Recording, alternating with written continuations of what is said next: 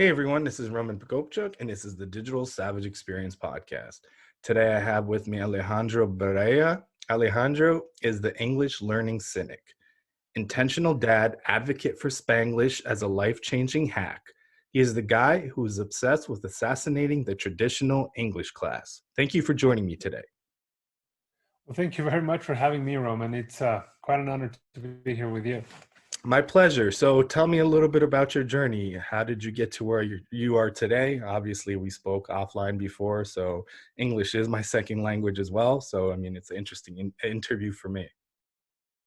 Yeah, so I've always loved English. I don't even know how that really happened. I was just too young. And the fact is, I wanted to read books and watch movies in English, and school was just not doing it. And I just really got into it since I was really, really young. And then it kind of became my life. I didn't even realize it. I started teaching when I was 16 because basically I needed to help my dad pay through my junior high school tuition. And I started teaching. That was the most profitable thing I could do at the time. And I thought, why not? And somebody was nice/dumb enough to hire me, a 16-year-old teaching. So that's how I got into this universe, really. Yeah, and I came to the US from Ukraine when I was 5 in 1990. And like the way that I was able to learn it so quickly, obviously phonetically, if you learn languages before a certain age, you don't have an accent and it's quicker to pick up. But I was thrown into class. I had friends that spoke English, so it forced me to communicate and be situational. Whereas when my parents came with me in terms of learning English, it was more so in the class setting because we moved to a community that there were a lot of Ukrainian speakers, so they didn't necessarily have to learn English as fast because they worked with Ukrainian speakers as well. So I think like the learning mechanism and the way you do it, I think plays a large role as well. Yeah, absolutely. So you know what happened is that I got trained in the traditional ways of teaching people English. I got this really thick book and I got the recorder with tapes and that kind of stuff. Then I actually got certified as a teacher for English as a second language. And basically, I got to a point where I got so frustrated that I said, I'm not going to do this anymore because my students would not learn. I would be with them, as a teacher for 6 months, 1 year, and there was no progress. And I just decided to give up, and I started to, divert and doing different things. In kind of the same industry, I actually became a certified court translator, court interpreter in French, English, and Spanish. And then I actually did GMAT and GRE training, which I was totally unqualified for, by the way. And yeah, that kind of just stayed away, and I didn't want to be known as a teacher at all. I was embarrassed of people telling me that I was a teacher. And then one guy came up to me. Well, one guy after many others. Um, I was actually a value consultant for a San Francisco startup at the time, and he was like, "How did you learn your English? Because I know you're Mexican, but I hear you talking. How did you do that?" And that's when I realized I really can help people do the same thing. I just need to figure out how I did it and how people like you, Roman, did it. And I'm pretty sure that can be turned into something that works for people. That's why I'm assassinating the traditional English class. Yeah, because I think I was put when I came when I was 5 into kindergarten, and then there, obviously, I couldn't speak a word of English, so they put me in English second language, which was basically like a class for maybe an hour or two a day. But that didn't necessarily help me. The actual interactions on the playground or outside of that, or like meeting people, and then them kind of teaching me and me seeing like they're calling this, that, in like real world scenarios, that's what actually helped me learn as fast as I did. I mean, I guess I could speak in a few months, and then I guess a year and a half, I was fluent enough to test out of that class. So I think that class really didn't do anything. It just tested me out of taking the class, but learning it was, the real world scenarios. So yeah, to that, I have a super close friend of mine who was my business partner for 10 years. We're still super close friends. He got a successful Cambridge certificate. He took Cambridge tests, really good scores. He studied a hybrid dual program, US, Mexico, and MBA. And he could still not hold a meeting in English. Just yesterday, I was mentoring somebody, a Colombian super successful woman in a really big company, food company. And she was telling me that she actually went to London to study English. And she cannot do a meeting in English. She cannot, she doesn't feel comfortable. And, when I started listening to these people, that's when I, just little aha moments started coming up. Like I realized that, it's all wrong. You do, and I really love what the Duolingo people are trying to do, but I just think they're doing it wrong. Because it's just not about the language, it's not about the grammar. We're humans and we're emotional. So basically, it's emotional. Everything begins with the emotions, with the motivation, with what drives you, as a, I don't know if I can say it out like here, but, as a foster parent with the super massive heart that you must have to do that, that's what drives you. So if that's what I use to help you achieve a goal, then I'll probably succeed. But if I tell you, hey, Roman, let's come up with a perfect something, you're going to be like, why would I care about that? So that's when I really started like designing this thing around emotions. And I was super insecure about designing an English learning method, that's basically revolves around emotions. Because nobody has done it. And it didn't feel right because, when you're talking to people and they're trying to buy your system, they're like, oh yeah, but what, emotions? What, are you going to teach people using emotions? And I'm like, yes, that's exactly what I'm going to do. And guess what? It works, and it works better and faster than anything else because I'm considering you as a human being. So yeah, I totally connect with that as well. And that's how that came to happen, the emotions thing. Yeah, and it actually leads into the next question. So I think each person's motivation is different. Obviously, they're different in different stages of your life. Obviously, you have, children. Before you didn't, you may have been motivated by something else at that part of your life, maybe 5, 10, 15 years ago. And now those motivations have changed, and that's what drive you. So if you want to learn something, like you said, what's motivating you? You can't just say, okay, well, if you learn English or if you learn French or if you learn German, you're going to make X amount of more money. Like that's super general. That's all well and good. But if it's not like that passion behind it, maybe you'll learn it, but maybe you'll learn it not to the level where it excites you, or it's like super proficient, or it's like your everyday, or you implement it a little differently. So what currently when we are now, I guess in 2020, mid to end of 2020, what motivates you to succeed? Oh, really good question. I would definitely say I want to prove something to myself. There I'm probably, I'm going to use the opportunity to talk a little bit about my life. I've always I I was an entrepreneur. I was an independent person for a long time. I actually moved out of my parents when I was 16. And then it's just a weird long story. But the thing is, I thought I was a business person. And then at some point in my life, I realized that I was a freelancer, a glorified freelancer. So really, right now, I am at a point in my life where I want to prove to myself that I can really change a lot of people's lives for the better. That's, when if I help you with Spanish, for instance, and then in a month and a half, you're communicating with your Spanish-speaking buddies, then that is really what makes my life. And the other thing, so I really want to prove myself that I can be serious about this and that I can turn this into something massive. So I am on this right now. I didn't understand the eye of the tiger image symbol until I can tell probably 2 years ago. No further than that.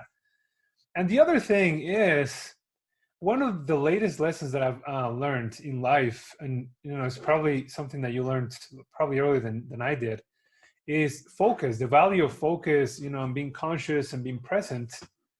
And then basically, I would like to pass that on to my children. I would like them to see a driven dad. I want them to see how if you really, really get your mind into something, you're gonna get a lot of slaps in your face, you're gonna fail. But then if you really have the eye of the tiger, if you're really on it, you can make it. So yeah, I definitely want to prove something to me, to my wife, to my daughters, and probably, I was raised for the first 5 years of my life by my grandmother. You mentioned something about your dad before we went live. And actually, I was raised by my grandmother. She was always there for me because my mom was too young when I was born, and she was there too. And she passed almost actually 19 years ago this December. And I don't know. I actually, whenever I pray in the morning, every single morning I pray, and she's in my prayers, and I want to show her, just don't let me lose everything you gave me, in terms of emotions and the heart, and let me show you that you were not wrong to place some faith in me. Yeah, I mean, those, like you said, those motivations kind of change. And I think, like, for me, when I turned 30, like, it switched from like chasing titles or like paychecks or promotions to more like leaving a legacy, like you said, and being more of a, heart-led entrepreneur where you're helping as many people as possible and you're getting that satisfaction and reward. And I think also, like, thinking about it, I didn't think about it at the time, but I took 4 years of Spanish from, I guess, seventh grade to 10th grade, but I didn't necessarily retain a lot of it. But then I started going to an English and Spanish speaking church where the services were in Mm. English and Spanish. So sitting there and listening to it, and then listening to it being translated back and forth, like, led me to pick it up and retain a lot more than, 4 years of sitting in a class. Absolutely, yes. Yeah, that's a lot of the things that have actually led me to this path. I'm actually just doing. That's funny because when I have a group of fantastic people who believe in this project. They're my advisors, and in the early meetings, they're like, "Hey, this is great. Let's do a lot of languages." And I'm like, "I'm not going to do a lot of languages. I am not. It's not that I don't care about the other languages, but I know that what really makes a difference today in this capitalist world is if you know English, your income possibilities are much greater, your friendship, your access to knowledge, your access to education with English changes dramatically. That's why my goal is to really just help people learn English. And people were trying to drive me away from that, and I'm like, no, no, no, sorry. I mean, this is a business and I'm going to make you money. Don't worry about that. Money is gonna pour in because this is a market that's ready to buy, because they're thirsty for a solution that works. Because just like you said, I don't know how many. I think a massive proportion of Americans go through the basic education system. They take Spanish and they don't retain a bit. They know taco because they can buy them around the corner, but not because they really learn it in school. And that's what really pisses me off. It really, me encabrona, because I don't think that's okay. Us humans going through 5 years of Spanish. One of my mentors in SCORE, fantastic guy, and he was telling me, I've been doing Duolingo for 4 months and still nothing. And I'm like, how is that acceptable? How are we okay with that? How is that something that we're allowing to happen? And that's what I'm not allowing to happen when I'm mentoring somebody, or we're doing these workshops. I can tell you for real, and that's probably one of my defects as an entrepreneur, that I'm always talking about for real instead of doing a marketing message that sounds pretty and sells. And I don't like it because it's not real. I don't like it. I cannot stand behind it. And I can tell everybody that we have been mentoring, for real, people are performing in real life situations. They're ordering in restaurants. They're calling the bank, the Spanish line or the English line, depending on what they're learning. In a month and a half, 3 months, I'm not telling you they have perfect English, because that's not my goal. And that's one of the things that really makes people confused and a little bit worried sometimes. Like, I'm not going to teach you, I'm not going to give you a perfect English. I'm going to give you an English that can help you live a life in English, which is different from a perfect English. If you're not a translator, if you're not a celebrity, you're not a politician, you should not care about a perfect English. That's what I think. And if you do want it, even though you're not one of those people, do it. But that goes at the end. Once you communicate, once you can read books, once you can read articles, once you can take a course, then you can say, oh, now let's, do some grammar and let's perfect our written English, and that's kind of. So yeah, that's one of the other problems that I'm trying to solve. I just don't think it's acceptable that you spend so much time of a short life, because we do not spend too long in this world, and it just goes to the wastebasket. I just don't find it acceptable. Yeah, I mean, in school, it's just getting a grade because sometimes you're, forced to take an elective. And in the US, it's either Spanish or French, usually. Yeah, there's some German, like minimal German, but I mean, that's predominantly what's being taught. And I mean, it's being taken a lot because not they want to learn it, but a lot of kids think it's easier than French or German, so they're taking the easier route just to get the grade, and then they're not learning it to learn it or use it or implement it, or like you said, be functional in it, not necessarily 100% fluent, but if you go to Central South America, you can actually have a conversation or network with Spanish speakers that don't necessarily speak English or aren't as strong as English. So I think like the motives are a little different for. I mean, I'm thinking back to seventh grade me. That was the motive. Spanish was easier. Let me take Spanish. It was, hola, me llamo Ramon. The mucho gusto. That was my spiel and my pitch. So I think it's just like, if you're learning it really to use it, or you're learning it because you're kind of forced to learn it. So this is, how this could be the beginning of a time capsule. I really see our interview right now like that, because in 2-3 years things are going to change because of what I'm doing. Things are going to change because people are going to be like, wait, so that's not the way we learn languages?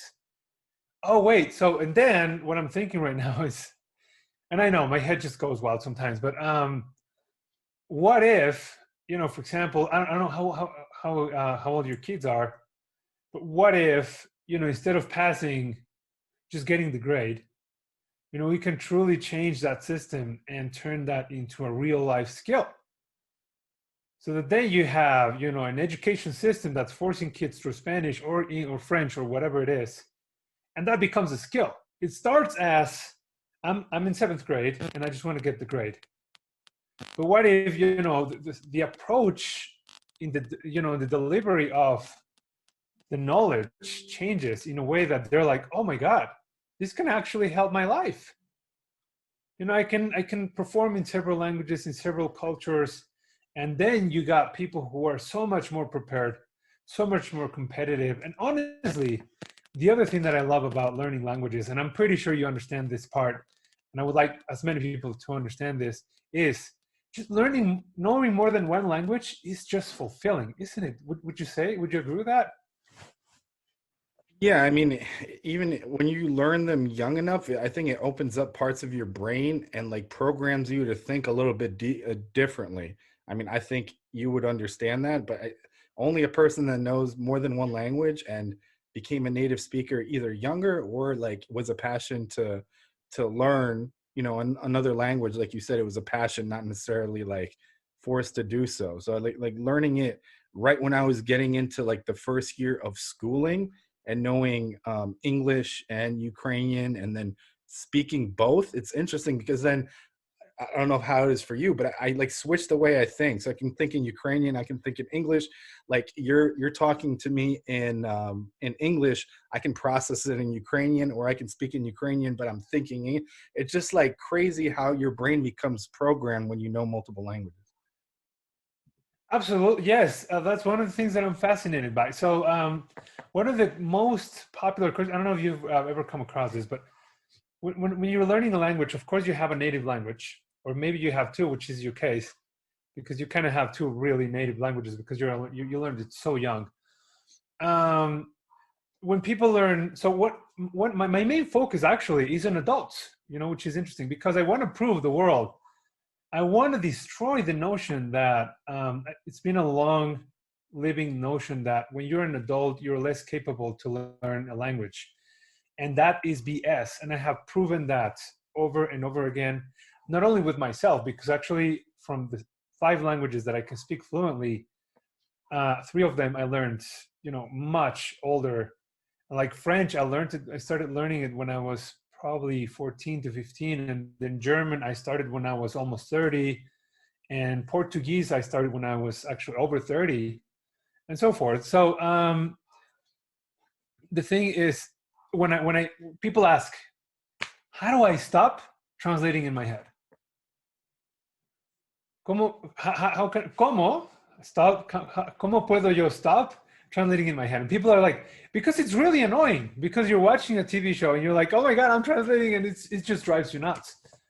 And one of the tactics that I use in people is, I use super short bursts of learning, like literally 5 to 10 seconds. And I get them to focus on the senses, which is I actually give them something to grab, or I give them something to smell. Okay. And I just tell them, just say this. Don't bother. It doesn't matter if you say it wrong. Just say it. Just feel your lips, your throat. It's a funny way of teaching people, really, really helping people learn, because I'm not telling them, okay, repeat after me. It's never like that. It's really, reproduce this sound. Reproduce me encabrona. Now I'm showing you how to say me encabrona, which is it pisses me off. Okay. And you say, it doesn't matter if you say it wrong. Okay. And then people are like, oh, wow, it doesn't matter. Number one. Number two, they really start focusing on the sound. And the beauty of that, just like you were saying about Ukrainian, is you're really, how can I say, like you're extruding your brain through the new mindset, because when you learn a new language, you're not learning just a set of words. You're learning a way of thinking and a way of living. Like, like the way Spanish is structured is completely different from English, because that's the way we think. And I don't know Ukrainian. I actually spoke a little bit of Czech because I lived in, and that's the closest that I can get to Ukrainian. And I know that just the way it's structured really shows you how Czechs think. I don't know if you have like maybe I would like to hear an example about Ukrainian and mindsets. Like, how does that, like, do you use it on a daily basis, by the way? Yeah, I do. I mean, it's very direct. I mean, it's a Cyrillic alphabet, so obviously Ukraine is, a Slavic like nation or people, that whole region. But I mean, it's the same basically alphabet that Russian is in. But it's funny because Ukrainians understand Russian because we were kind of forced to learn it during the Soviet Union. But Russians don't understand Ukrainian, even though they use the same alphabet. So it's Okay. one of those things. And even nobody natively taught me Russian, but I understand Russian because it was just like spoken and picked up. There are similarities, but then there's words that are different. Russian, it's not as hard as German, like in terms of like German. Sometimes you overhear people speak German. It sounds like they're yelling at each other. It's very hard. And Ukrainian, it's not necessarily called a Romance language, but it's a lot more softer and subtler in terms of like the phonetics. Okay. Yeah. So, for example, if I teach you right now Spanish, it's a very emotional language. And one of the thing is, we have this thing where, okay, this is fantastic. If you travel to Latin America, you will notice that everybody says telefonito. Okay, there's always an ito, ita. It's the diminutive. It's for everything. And that's what I meant when I was saying that it really tells you a lot about the mindset, because we're all about caring, we're all about hugging and supporting, and we actually get offended when people say no. For example, when somebody from Europe comes to you and you're like, hey, you want to come over to my house and let's have dinner, and they're like, no, I can't. We're like, oh my God, what's wrong with you, man? What did I do to you? So that's a little bit of what I try to do when I'm helping people, when I'm mentoring people, is I try to help them understand the mentality behind it. And you would be surprised how that speeds up the brain's understanding of the new thing, because it's not just words anymore. It's like, oh, Alejandro told me that this is a teléfono, but it's a telefonito. So if you go to Colombia, you're going to say, here's my telefonito. And people are going to be like, oh, wow, this guy is really cool and he cares. And that creates this whole, I call it the circle of dopamine, where, if you're generating dopamine, you just learn faster. It's a pretty simple scientific neurological fact. It's like kids, you know this. Your kids are playing. If you teach them something while they're playing, they'll remember it almost magically. And then I'm like, why did we forget about doing that as adults? Why are we not having fun anymore when we're learning? And that's why I use, and I mentioned in the intro, you mentioned in the intro, Spanglish.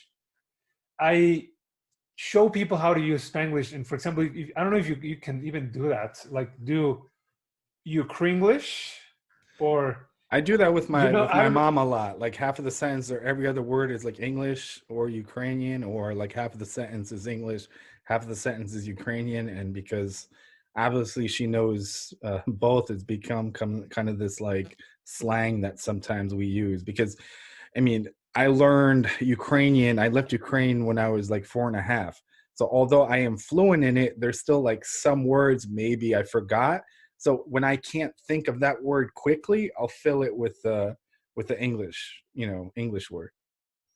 So Okay, and that's the funny thing about that, with Spanglish, Ukrainish, or whatever you want to call it. And this is what I try to help people understand. I don't know if that happens in the US, but here in Mexico, in most Latin America, when you go and take an English class, the teacher will be like super serious and be like, no Spanish in my class. And actually, that's one of the offerings in most of the traditional, providers, institutions, organizations. They'll tell you, no Spanish in our class. And I say, that's super messed up, man. I did it. I actually did it. I was mean and I was a total a-hole to my students because I'm like, no Spanish, that's wrong. And then, after I did a lot of reading on neurology and basically, a lot of crazy stuff, I actually realized that if I tell them no Spanish, if I tell you right now, you cannot use English when I'm teaching you Spanish, the only thing that's going to do is that's going to make you feel super insecure. Because when you don't have a word, you're going to be like, I'm not going to say anything. And then you just don't say anything, literally. And that develops into a fear, almost a phobia, if you will. And then what I'm doing is, okay, so if you don't know the word, just go Spanglish and go Spanglish and go Spanglish. And this develops people's fluency. And the other thing that I love is more than fluency, and that's probably the golden nugget for me, it makes people confident. It empowers you because you just said something, maybe not fully in English, but you were able to communicate an idea. And the other beautiful thing that happens there is the other person will understand you even if they don't know the Spanish things that you said. Because there is one thing that's beautiful, which is intonation. And the brain understands intonation, even if you don't know the words. So you can probably tell me something right now in Ukrainish, and I may be able to pick up a certain percentage of it, even though I literally don't know a single word in Ukrainian. yeah, I agree. Well, you said you knew a little bit about Czech, or a little of Czech.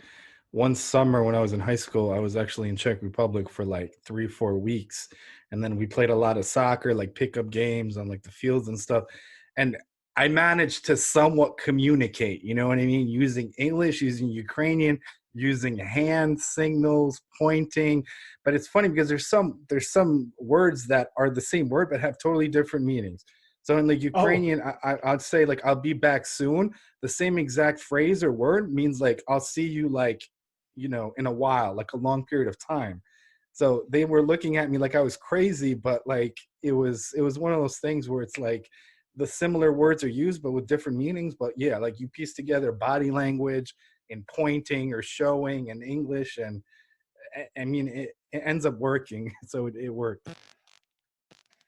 Yeah, it's I think it's a fantastic phenomenon. I think yeah, so I guess if I could summarize this, yeah, but that's my current project. But that's the way I'm summarizing it is, we're just empowering, or how can I say this?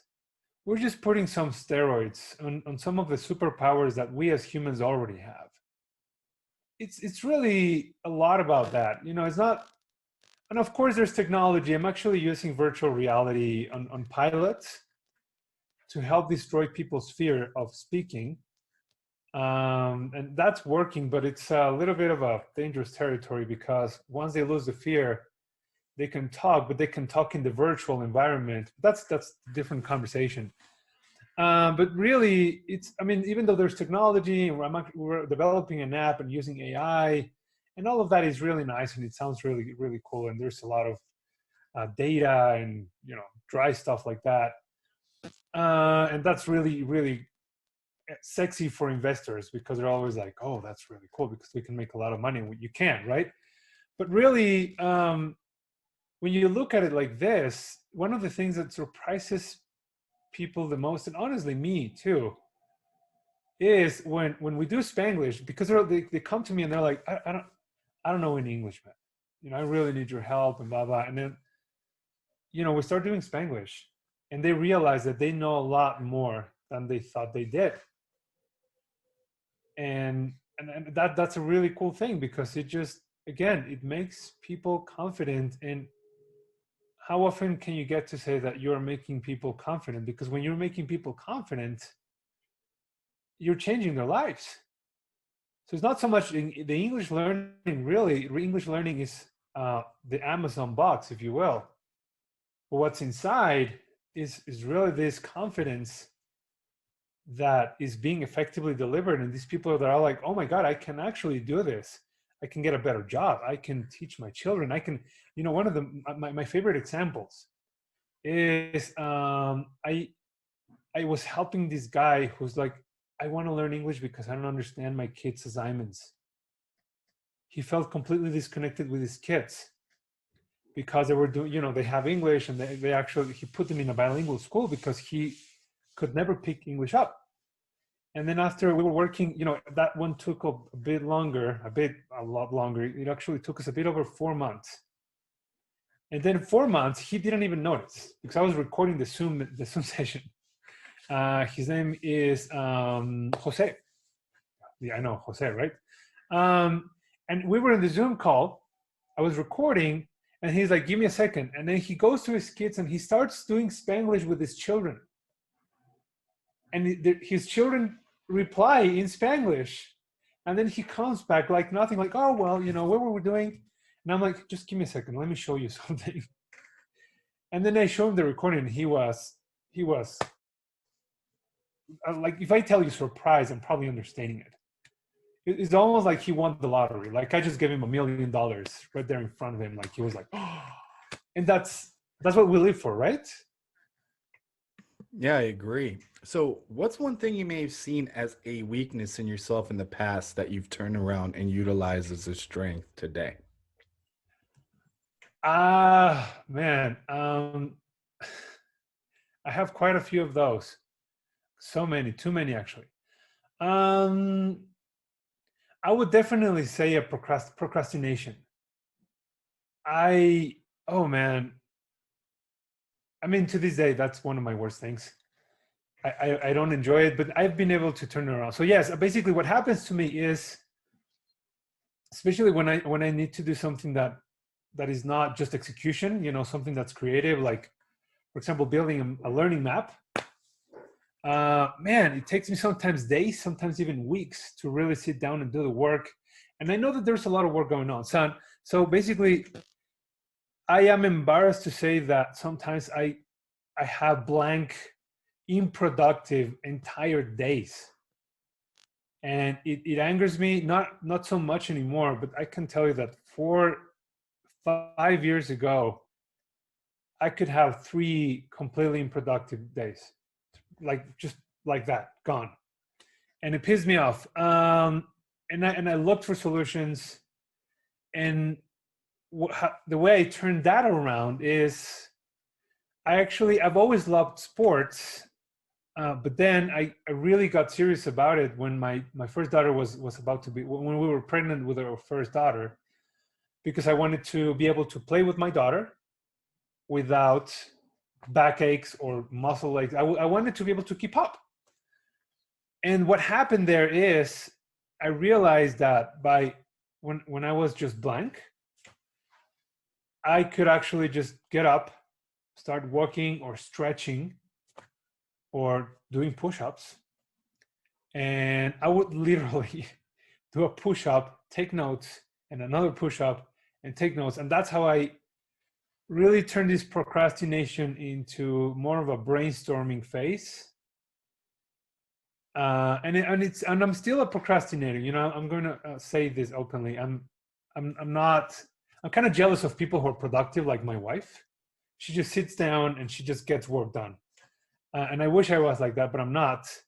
And the other thing that I had to do with my procrastination is, since I have these short bursts of time, I really was forced to develop a laser focus where I'm saying, what's going to bring value to Roman? Okay, this thing. Okay, don't waste time with anything else. And I was able to actually become way more productive in bursts of 2 hours, 3 hours.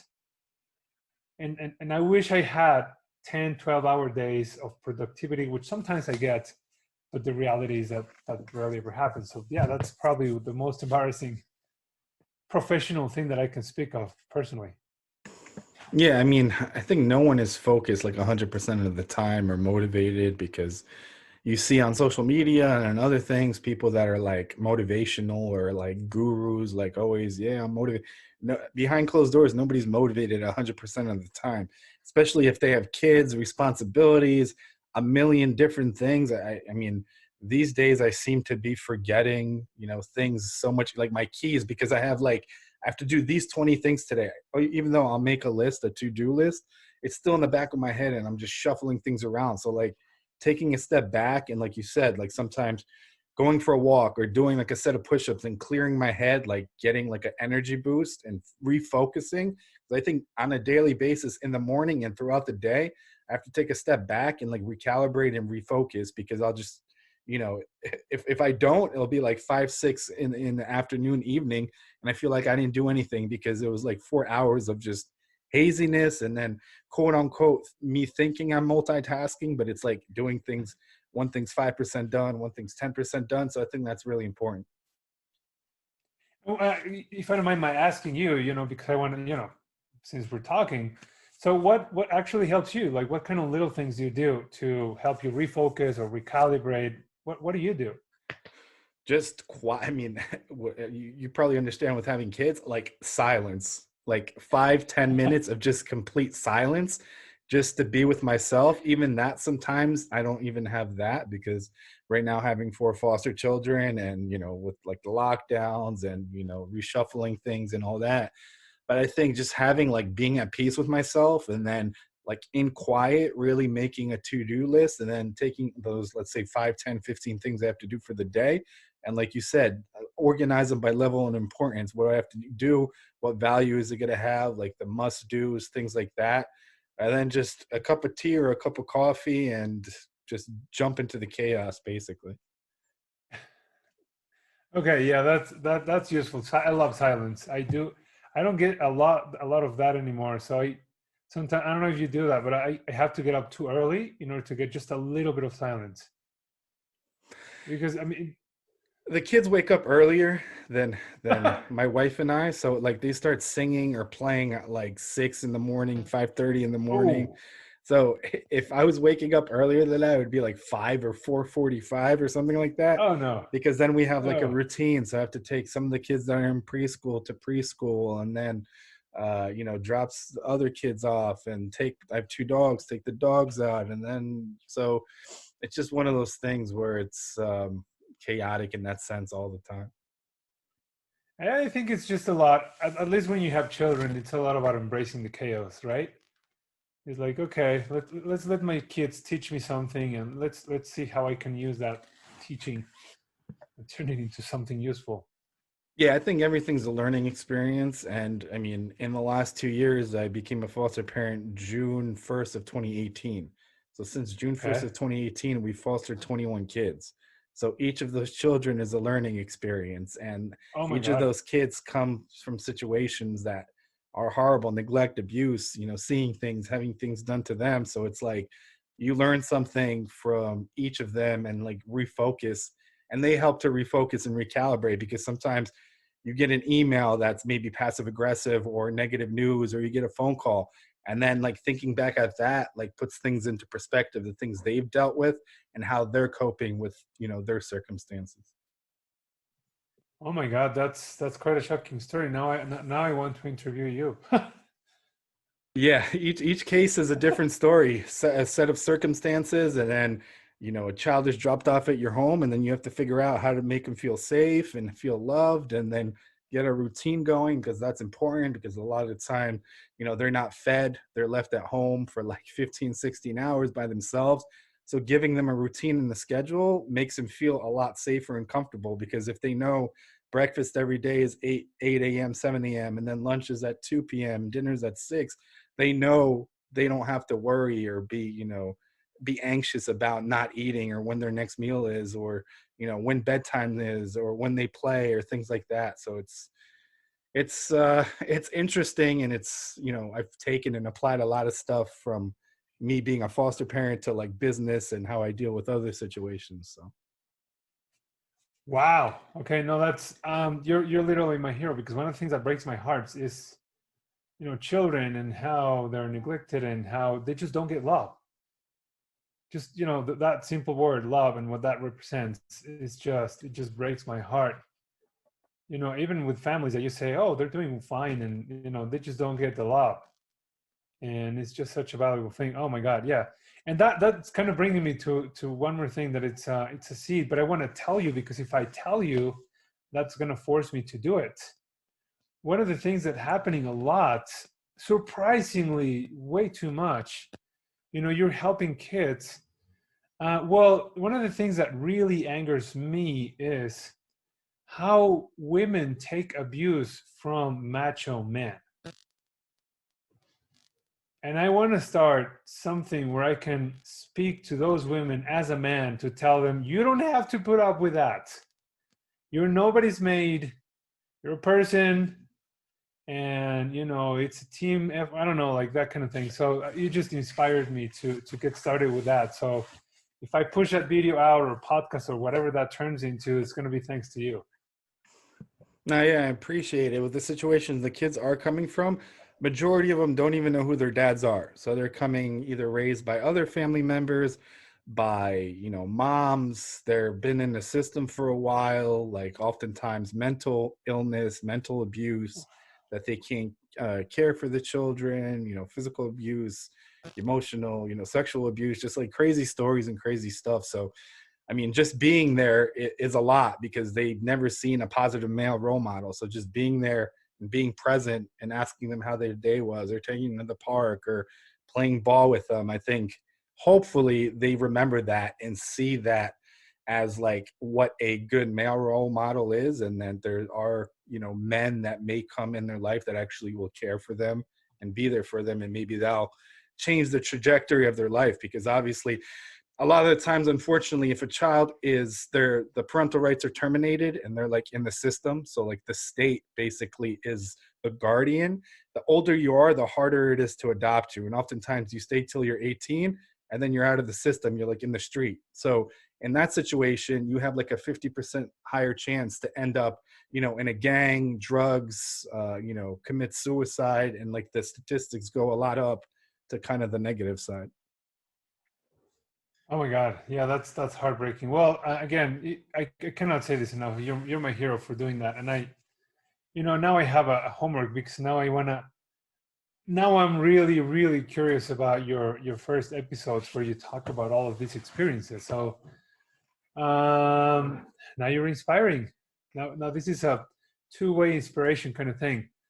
So I don't know. That's what I have in terms of the project. I don't know the. Do you have any other like questions in the?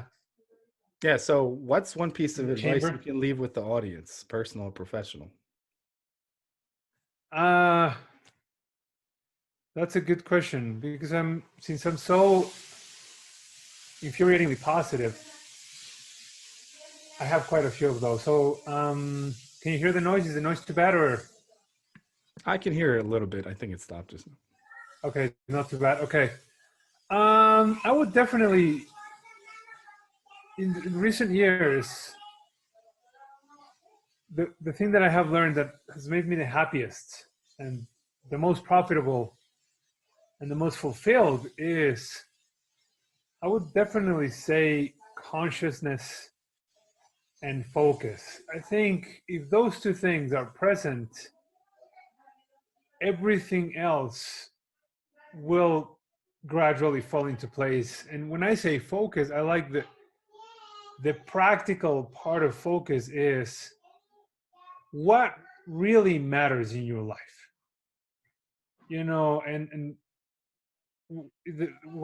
some of the tools that help me really gain that focus is silence, like you said. Actually, I do silence retreats, which I haven't done in a long time, but I really, really value those. And consciousness for me, which is very probably the same for you or very similar, is when I wake up every single morning before I work out, I say my prayers, but not religious prayers. It's just prayers to the universe, and I always think of myself as an ant, and I'm like I'm a very ambitious ant because I want to do really big things, even though I'm just a human. And if you see the planet, you cannot even see me. I'm not even a speck. And that kind of a consciousness of the present, of what can I do now, or what I got now, which is life, opportunity to talk to you, to listen to your story as well, and to listen to people's stories and help people out. I think if that level of consciousness is with you, and then you use that and then mix it with the focus to do things, for me, you're pretty much set. Because I mean, money will come in, and happiness will come in, and everything else will kind of roll. I wouldn't say automatically because you have to do the work, but you will definitely feel a lot, if not no misery at all. One of the reasons why I like social media to stay in touch, but I'm super careful not to let social media suck me into its whirlwind of misery, is because you look at other people's lives because you're not conscious of yours. I do believe that a lot of the social media misery that's coming, and that's actually causing a lot of grief to younger generations, is because you're looking at other people's lives when you could be like looking at your own and say, oh my God, this is a really good thing that I have. And even if it's a bad thing, how can I turn this bad thing into a good thing? Just like you have consistently, that's what I would like to share with the world. Awesome. Yeah, great. So I really appreciate you stopping by today. Can you let the audience know how they can find you or anything else you have going on? Yeah, well, you can find the alejandromethod.com. That's where you're going to find the project. And there's a lot of ways to contact me there. I always come back to people, and it's not a bot, it's always me. And the other thing is basically you can probably find me on Alejandro Berea on Twitter, and I will always get back to you. Even though you see that I don't tweet a lot, I do check it out and I'll come back to you. And if you want to learn more about the project, the alejandromethod.com is right there. I'll be thrilled to hear about you, or if you just have questions, pretty much anything. Weird conversations, I love that. I did mention that I have an unhealthy obsession with Archer. So if you want to talk about crazy or weird shows or whatever, I just love that kind of interaction. So yeah, that's where you can find me. Awesome. Thanks again for stopping by. Thank you so much, Roman. It's a super honor to be with you and be here with you, man.